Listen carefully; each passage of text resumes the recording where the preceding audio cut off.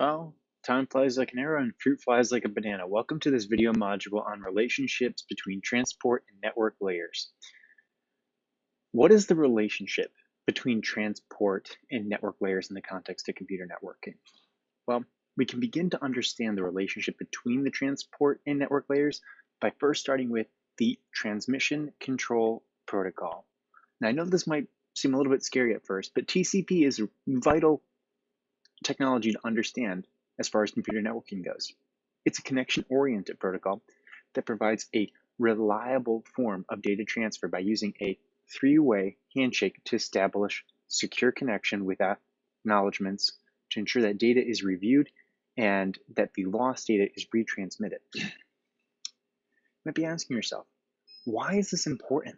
Well, without this relationship, the transport layer and the network layer wouldn't be able to establish end-to-end communication and ensure reliable data transfer between devices on a network.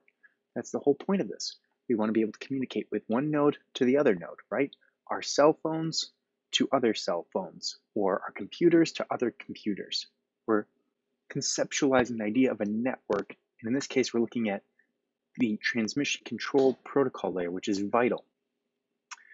So, this is because the transport layer relies on the network layer to route data packets to their correct destination, while the transport layer relies on the transport layer to provide reliable data transfer between devices. So you might be asking yourself, okay, I know what it is. I know why it's important. So how is this used? Well, each layer in the OSI model has its own place.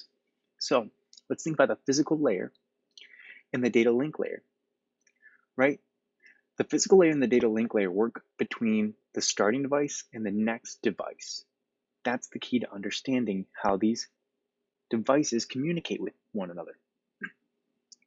So when it comes to the transport layer defines whether the traffic being sent will have a handshake and checks whether windowing will be used or if data will be transferred via cabling.